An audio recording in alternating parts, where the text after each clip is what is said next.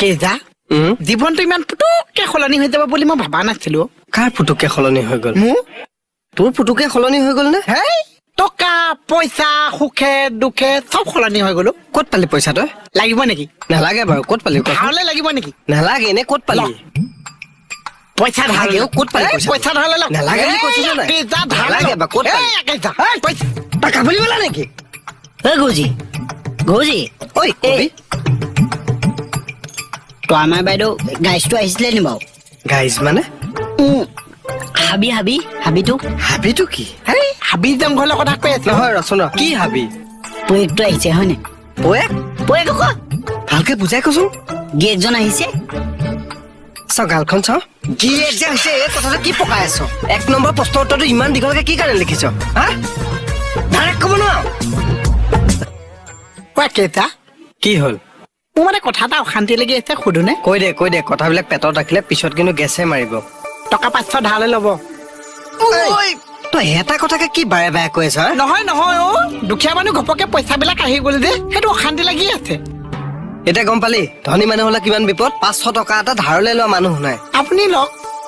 মই নালাগে বুলি কৈছো নে নাই তোক এনে দিয়ে এজনী দে এনে নিদিছো মই আপোনাক 500 ধাৰলে দিছো ঘূৰাই দিওঁতে 510 দিব লাগিব তই সুদৰ বেপাৰ কৰিছ মই এতিয়া থানালে ফোন কৰিছো নালাগে ধাৰলে দিছো লকচোন নলওঁ মই নলওঁ বুলি ক'লে বুজি পালে নাপায় কি হ'লে ঘূৰাই গ'ল গুজি হিন্দী ক'বনে নে নহয় নামটো কওঁতে নামটো কওঁতে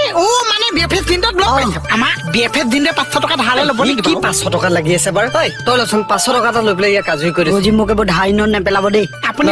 যা নলয় বুলি কৈছে নাই তই লৈছো নেলাগে মোক দুইটা লৈ মোক উধাৰ কৰি দিছোন নলয় বুলি কৈছে নাই কি ভুল কৰিলো মই ধনী মানুহ হৈ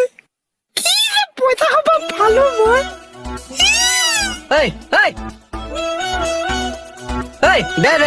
দে শান্তি কৰি মাৰে মানে দে কেজা মই এখনে দিব পাৰিম মই বেলেগকো ধাৰলে দিব লাগিব যে ইমান সোপা পইচা দে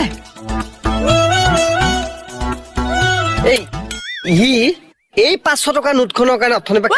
পাছফালে নাচাই কিয় আপোনাৰ পাছফালে নহয় নোটখনৰ পাছফালে চাওক